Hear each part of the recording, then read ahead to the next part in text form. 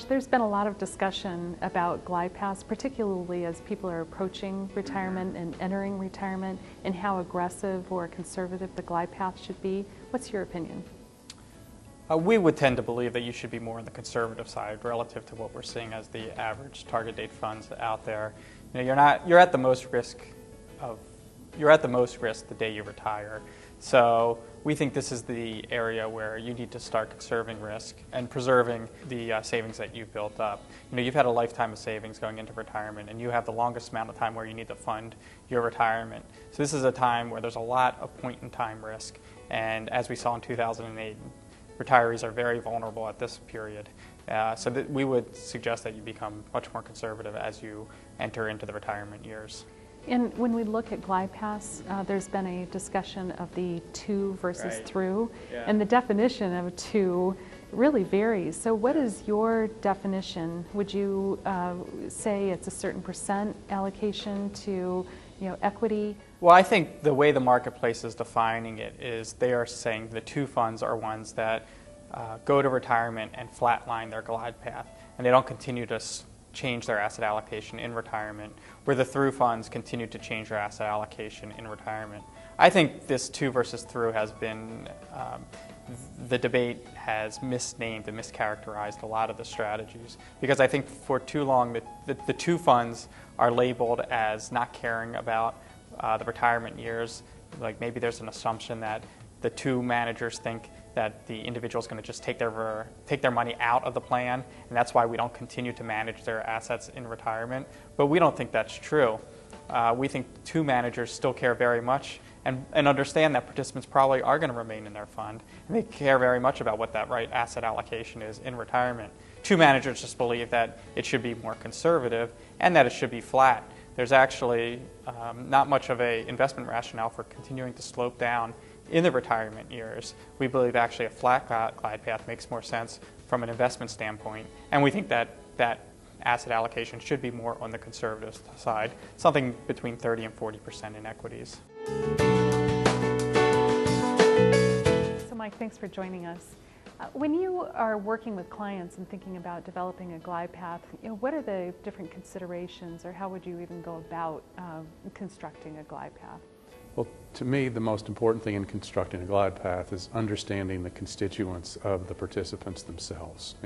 What are their characteristics? What things set them apart? What things make that company different?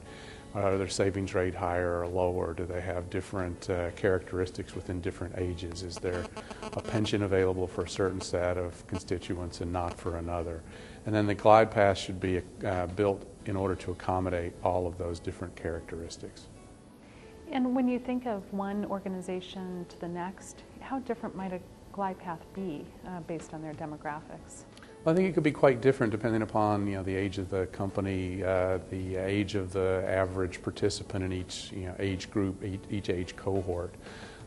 Companies with sort of a lot of legacy employees with pensions for the 45, 55, 65-year-olds.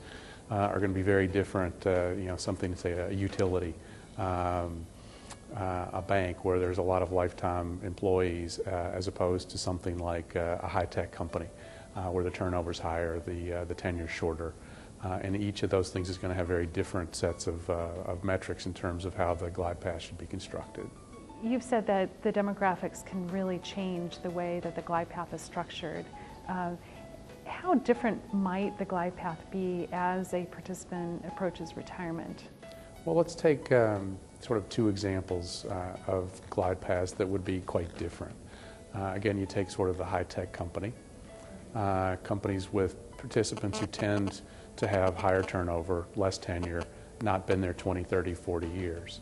And I think their glide path is going to look a lot more like maybe what everyone thinks of as an average.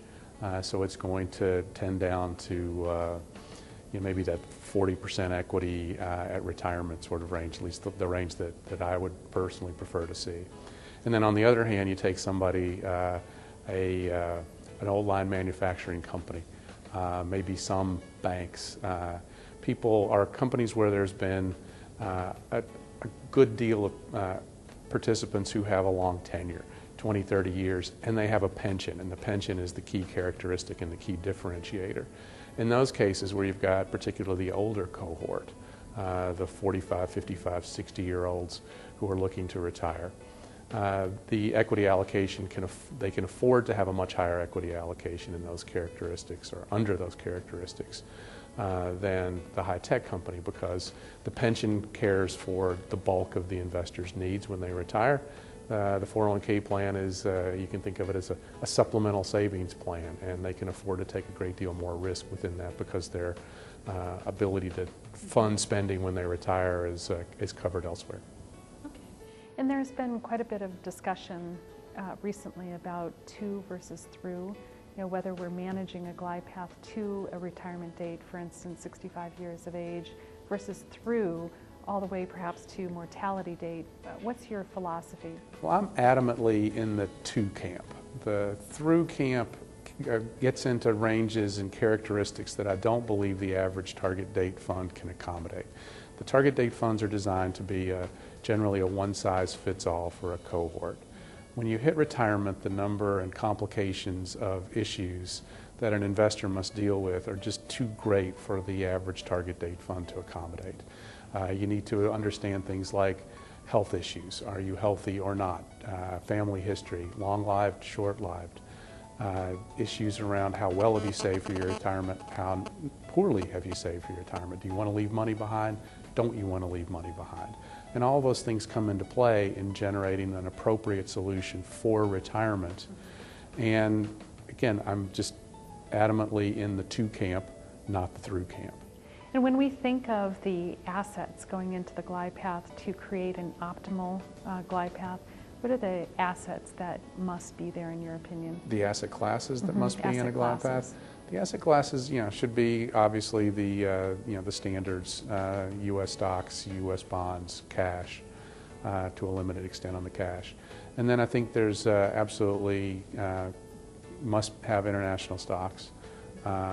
And then today, given the investment options that are available, there should be no real excuse for not having things like real estate, tips, commodities, other diversifiers that, while they may not have been the best diversifier in the last 12 to 18 months, are long-term likely to be good diversifiers in the future.